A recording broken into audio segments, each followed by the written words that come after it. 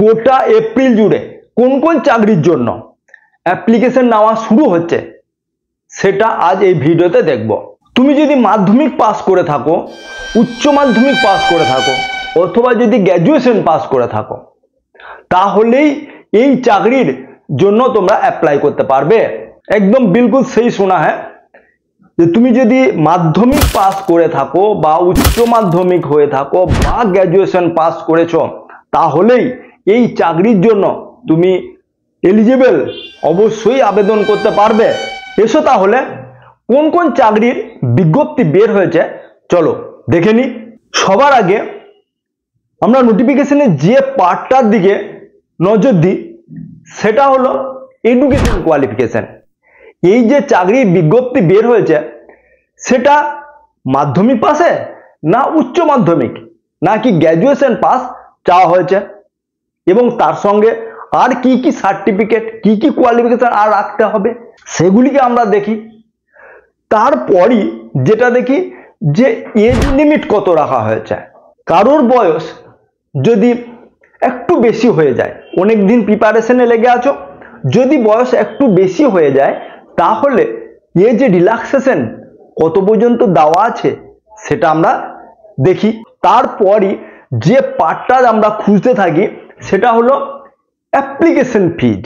তারপরেই যেটা চোখে যায় সেটা হচ্ছে যে স্যালারি কত দিচ্ছে। তুমি চাকরি যখন জয়েন করবে তখন স্যালারি, ইন হ্যান্ড স্যালারি তুমি কত পাবে। এরপর সবার শেষে যেটা আমরা দেখি সেটা হচ্ছে এক্সাম প্যাটার্ন, অর্থাৎ কি কি সাবজেক্ট তোমাদেরকে পড়তে হবে। সমস্ত কিছুটাই জানাবো এই ভিডিওতে। চলো দেরি কিস বাত কি, আমি রুদ্র স্যার তোমাদের সবাইকে স্বাগত এক্সাম মিস্ত্রি গভর্নমেন্ট জব ইউটিউব চ্যানেলে। সবার প্রথম যে নোটিফিকেশনটা দেখব সেটা হলো এসএসসি অর্থাৎ স্টাফ সিলেকশন কমিশনের সিলেকশন পোস্ট 13। বলবে স্যার এই সিলেকশন পোস্টটা কি? দেখো, সিলেকশন পোস্ট আমাদের 90 থেকে 95% স্টুডেন্টরাই বা ক্যান্ডিডেটরাই জানি না যে সিলেকশন পোস্টটা কি পোস্ট। এটা হলো এসএসসি যে সারা বছর ধরে যে এক্সাম কন্ডাক্ট করে, এমটিএস, এমটিএস, এসএসসি সিএইচএসএল এবং সিজিএল, এই ধরনের যে এক্সামগুলো হয় যেখানে রিক্রুটমেন্টের কিছু ভ্যাকেন্সি থেকেই যায়, সেই ভ্যাকেন্সিগুলোকে একসঙ্গে একদম জগা খিচুড়ি করে তোমাদের সামনে তুলে ধরা হয়। অর্থাৎ যেটা গত বছরের, অর্থাৎ যে ভ্যাকেন্সিগুলো ফিল আপ হয়নি সেগুলো তোমাদের সামনে তুলে ধরা হয় একদম বছরের শুরুতেই। প্রত্যেক বছরই আমরা দেখতে পাই, অর্থাৎ 2007, 8, 9, 10, 11, 12 সমস্ত কিছু আমরা দেখেছি। এবং এই বছর 2025-এ সিলেকশন প্রসেস 13-এর নোটিফিকেশন আমরা দেখব। তাহলে তুমি বুঝতে পারলে যে এসএসসি সিলেকশন পোস্ট কি পোস্ট, যেখানে তুমি সমস্ত কিছুই তোমাদের কাছে দেওয়া হবে। অর্থাৎ তোমরা এখানে এমটিএসও দেখতে পারবে, তোমরা অ্যাসিস্ট্যান্ট দেখতে পাবে, ক্লার্ক পদে দেখতে পাবে, বিভিন্ন ধরনের পোস্ট এখানে তোমরা দেখতে পাবে। এখন দেখব বন্ধুরা, তাহলে এই সিলেকশনের জন্য অ্যাপ্লাই কবে থেকে শুরু হচ্ছে। দেখো, তুমি আবেদন করতে পারবে, অর্থাৎ অ্যাপ্লিকেশন ডেট শুরু হচ্ছে 16 এপ্রিল থেকে। যার লাস্ট ডেট কখন আছে দেখো, 15 মে পর্যন্ত তুমি অ্যাপ্লাই করতে পারবে। তাহলে বোঝা গেল, যেখানে এক্সাম তোমাদের কন্ডাক্ট হবে মে জুনে। কারণ এসএসসি একদম বছরের শুরুতেই সিলেকশন প্রসেসের যে ক্যালেন্ডার সেটি একদম জারি করে দিয়েছে, যেখানে একদম জলজল করে বলা হয়েছে যে মে জুনে এই সিলেকশন পোস্ট 13-এর এক্সাম হয়ে যাবে। তাহলে বুঝতে পারছো বন্ধুরা। এখন দেখব যে এডুকেশন কোয়ালিফিকেশন। চলো এডুকেশন কোয়ালিফিকেশন দেখি। তুমি যদি, আগেই বলেছি যে তুমি যদি মাধ্যমিক পাস করে থাকো তাহলেও অ্যাপ্লাই করতে পারবে, তুমি যদি 12 পাস করে থাকো তাহলেও অ্যাপ্লাই করতে পারবে, এবং তুমি যদি গ্র্যাজুয়েশন হয়ে থাকো তাহলে তো অ্যাপ্লাই করতে পারবেই। তোমাদের মনের মধ্যে এটা হচ্ছে যে কোন পোস্টের জন্য কোন কোন এডুকেশন কোয়ালিফিকেশন রাখা হয়েছে সেটা বলে দেন।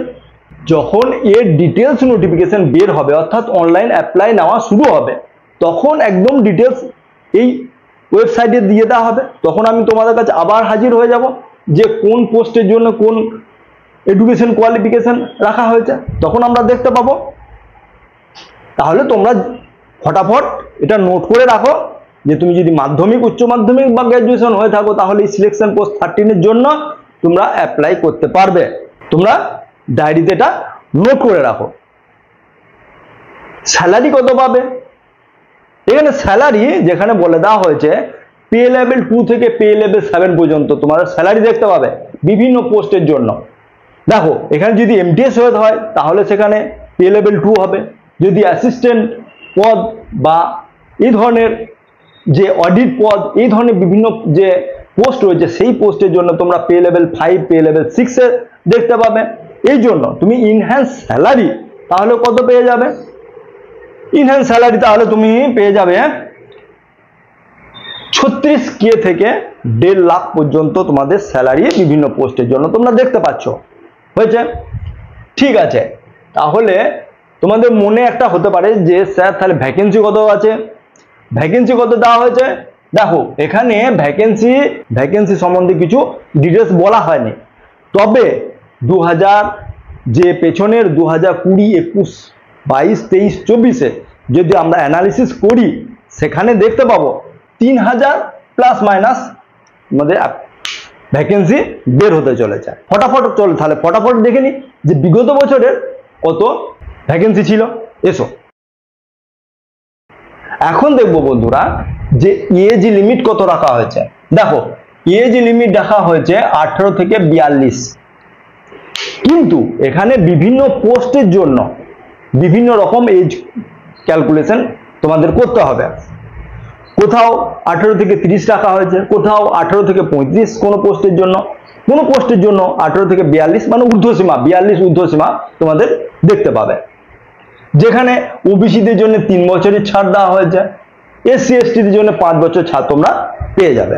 এখন দেখবো বন্ধুরা যে অ্যাপ্লিকেশন ফিজ কত রাখা হয়েছে। দেখো এসএসসি অ্যাপ্লিকেশন ফি 100 টাকারই থাকে।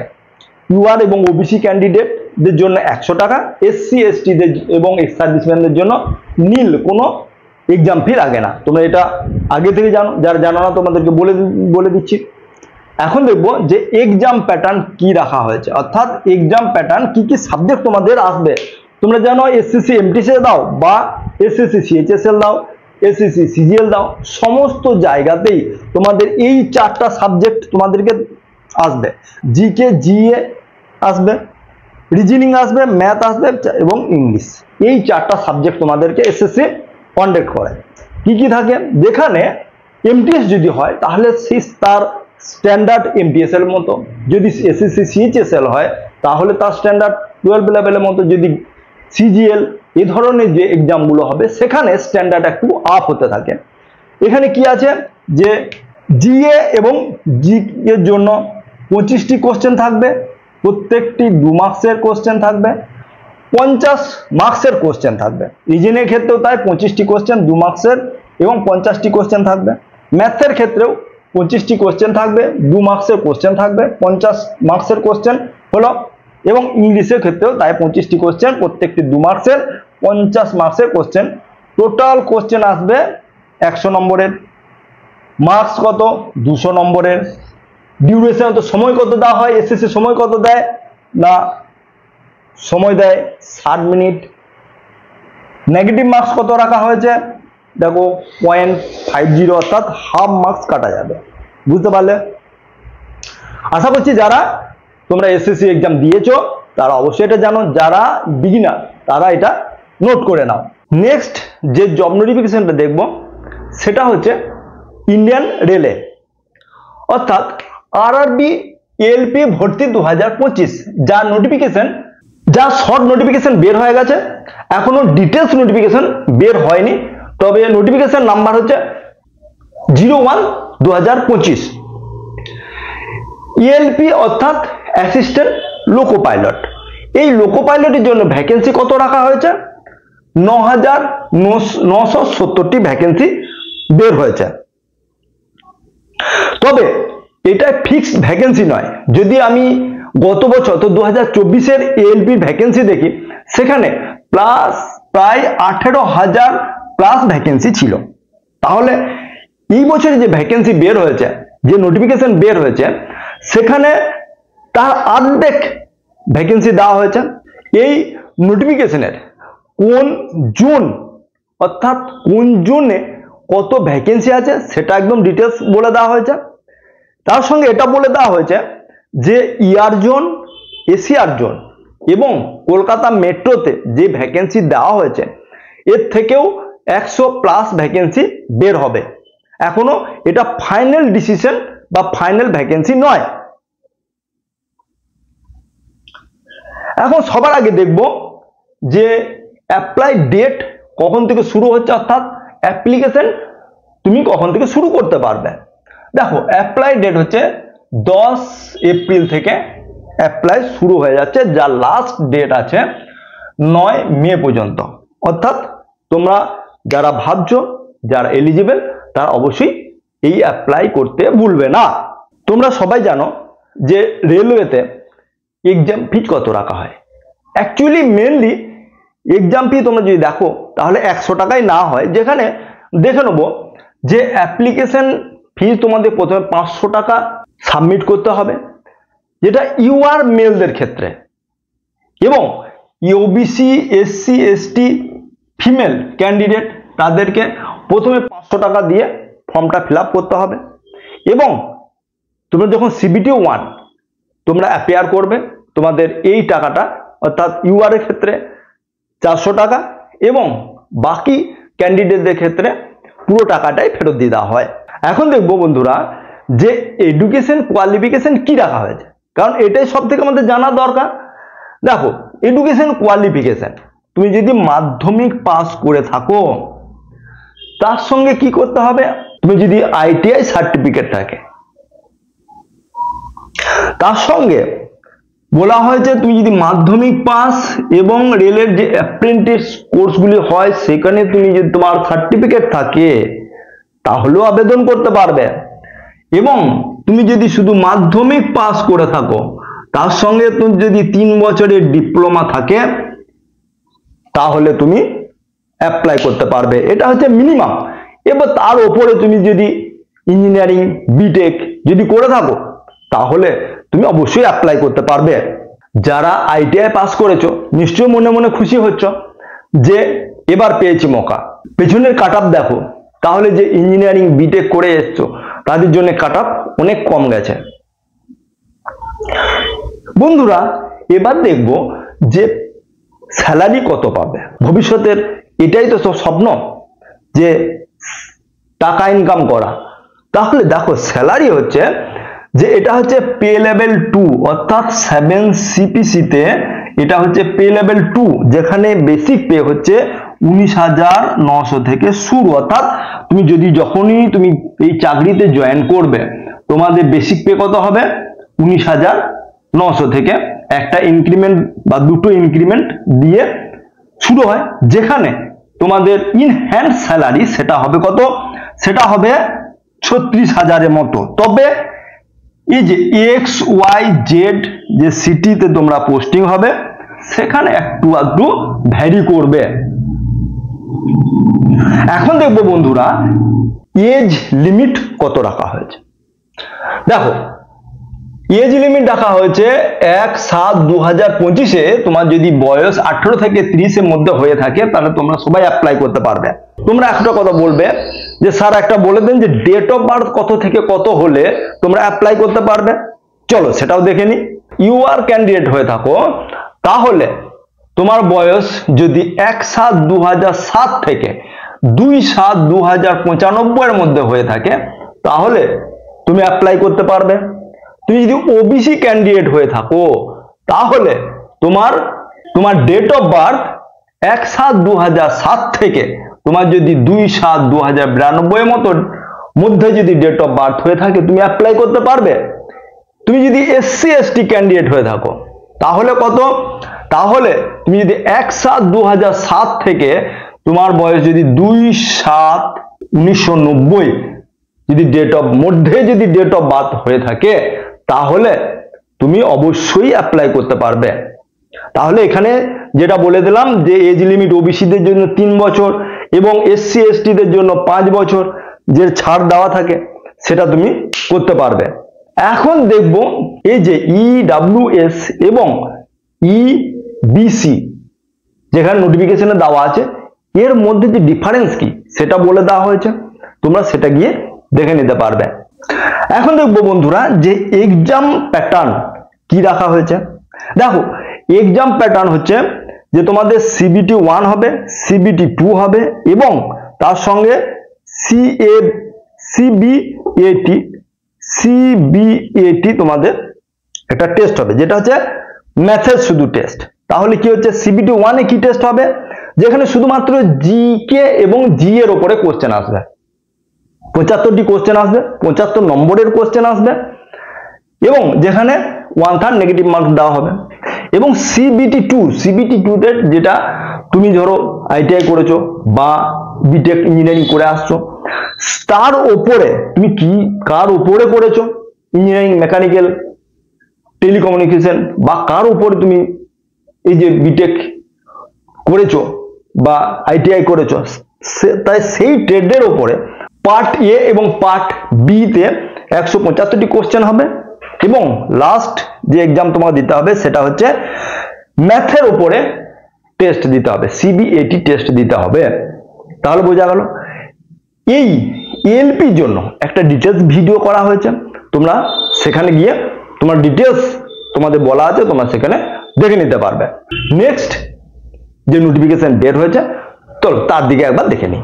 বন্ধুরা নেক্সট যে ভ্যাকেন্সি কথা বলবো সেটা হলো ইন্ডিয়ান আর্মিতে অগ্নিবীর পদে রিক্রুটমেন্ট করা হচ্ছে, র্যালির মাধ্যমে করা হবে। তোমরা যারা ইন্ডিয়ান আর্মিতে অর্থাৎ পার্টিসিপেট করতে চাও, অর্থাৎ যারা দেশ সেবা তোমরা যদি করতে চাও, তাহলে ইন্ডিয়ান আর্মির জন্য তোমরা অ্যাপ্লাই করতে পারবে। অর্থাৎ এই যে ভ্যাকেন্সি বের হয়েছে অল ইন্ডিয়া বেসিসে ভ্যাকেন্সি, তুমি ওয়েস্ট বেঙ্গলের যে কোনো জেলাতেই যদি বাস করো তুমি অ্যাপ্লাই করতে পারবে। এখন দেখবো বন্ধুরা যে অ্যাপ্লিকেশন নেওয়া শুরু হয়ে গেছে কখন থেকে না 12 মার্চ 2025 থেকে অ্যাপ্লাই অলরেডি চলছে, লাস্ট ডেট আছে 10 এপ্রিল পর্যন্ত। তাহলে তোমরা বুঝতে পারলে। এবং এক্সাম কন্ডাক্ট হবে জুন 2025-এ এবং সেটা নোটিফিকেশনে একদম ক্লিয়ার বলে দেওয়া হয়েছে। তাই তোমরা যারা ভাবছো ইন্ডিয়ান আর্মিতে জয়েন করবে তাহলে অবশ্যই তোমরা অ্যাপ্লাই করে নিতে পারবে। এক্সাম ফিজ কত রাখা হয়েছে বন্ধুরা? এক্সাম ফিজ রাখা হয়েছে মাত্র 250 টাকা, সবাইকে এটা দিতে হবে এক্সাম ফি। এখন দেখব বন্ধুরা যে এজ লিমিট কত রাখা হয়েছে।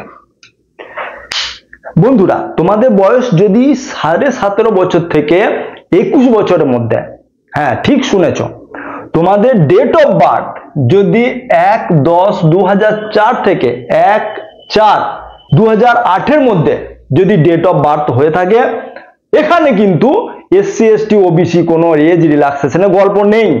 তাহলে তোমরা ঠিক শুনেছ যে কোনো এজ রিল্যাক্সেশন পাবে না। বয়স তোমাদের সবার ক্ষেত্রে হতে হবে 17.5 থেকে 21 বছর পর্যন্ত। এখানে যে পোস্টগুলির ওপরে ভ্যাকেন্সি হচ্ছে সেই পোস্টগুলি কি কি আছে না GD general duty, Agniveer technical, Agniveer store keeper এবং ট্রেডসম্যান পদে। তাহলে বোঝা গেল যে 4-5টি যে পোস্ট রয়েছে সেগুলিতে। তাহলে সেগুলির জন্য এডুকেশন কোয়ালিফিকেশন কি দরকার পড়বে সেটা জানা দরকার। দেখো তুমি যদি 10th পাস হয়ে থাকো তাহলেও অ্যাপ্লাই করতে পারবে, তুমি যদি 12 পাস হয়ে থাকো তাহলেও অ্যাপ্লাই করতে পারবে, তুমি যদি ITI করে থাকো তাহলেও অ্যাপ্লাই করতে পারবে। তাহলে দেখবো যে কোন পোস্টের জন্য কি এডুকেশন কোয়ালিফিকেশন রাখা হয়েছে সেটা দেখে নেবো।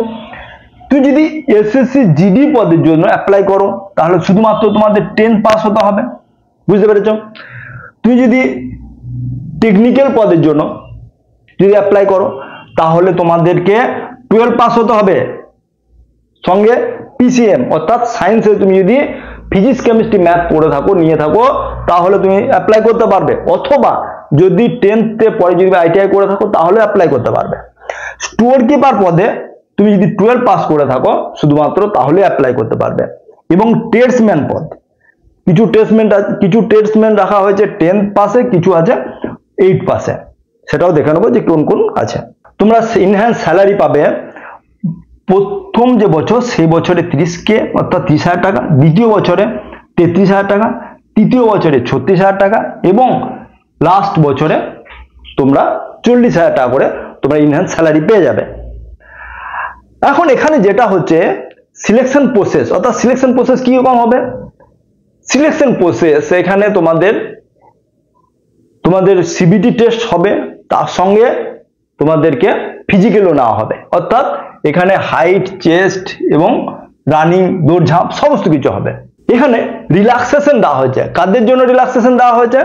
কোনো ক্যাটাগরির জন্য রিল্যাক্সেশন নয়, যারা যারা সার্ভিসম্যান অর্থাৎ অলরেডি আর্মিতে সার্ভিস করছে তাদের বাচ্চারা, যারা এক্স সার্ভিসম্যান তাদের বাচ্চারা, যারা উইডো তাদের বাচ্চারা, যারা স্পোর্টসম্যান এবং এনসি সার্টিফিকেট আছে তাদের জন্য হাইট চেস্ট রিল্যাক্সেশন আছে এবং তাদের জন্য কিছু বোনাস মার্কস দেওয়া আছে। কি বোনাস মার্কস দেওয়া আছে? সমস্ত কিছু ডিটেলস একটা ভিডিও দেওয়া আছে, তোমরা দেখে নিতে পারবে। কিভাবে তোমরা ফিজিক্যাল দেবে, কিভাবে ফিজিক্যালে পাস করবে তার জন্য একটা সেপারেট ভিডিও আছে, সেটা তোমরা দেখে নিতে পারবে। এবং সিলেকশন প্রসেসটা বলবো। সিলেকশন প্রসেস কি আছে? যেখানে ফেজ 1 অর্থাৎ কমন এন্ট্রান্স এক্সাম হবে এবং ফেজ 2তে ফিজিক্যাল হবে। কমন এন্ট্রান্স এক্সামে কি কি সাবজেক্ট আসবে, কি কি টপিক তোমাদের পড়তে হবে এবং ফিজিক্যালে তোমাদের কিভাবে পাস করবে, ফিজিক্যাল কি কি আসবে সমস্ত কিছু একটা সেপারেট ভিডিও দেওয়া আছে, সেখানে তোমরা দেখে নিতে পারবে। এই পর্যন্ত যারা ভিডিওটি দেখেছো একদম 100% শিওর তারা একটা জব প্রিপারেশনের জন্য লেগে আছো এবং জব পাওয়ার ইচ্ছা তাদের প্রবল। তাই বন্ধুরা তোমাদের সবাইকে রিকোয়েস্ট, যারা এই চ্যানেলে নতুন তারা চ্যানেলটিকে সাবস্ক্রাইব করে পাশে থাকা বেল আইকনটি প্রেস করে দেবে। যখনই আমি কোনো নতুন জব আপডেট আপলোড করব সবার আগে তার নোটিফিকেশন যেন তুমি দেখতে পাও। এবং বন্ধুদের সঙ্গে শেয়ার অবশ্যই করবে। ভিডিওটি ভালো লাগলে লাইক অবশ্যই দেবে, কমেন্ট করতে ভুলবে না। আজকের এই ভিডিওটা এখানেই শেষ করছি, আবার দেখা হবে নতুন একটা ভিডিওতে। জয় হিন্দ।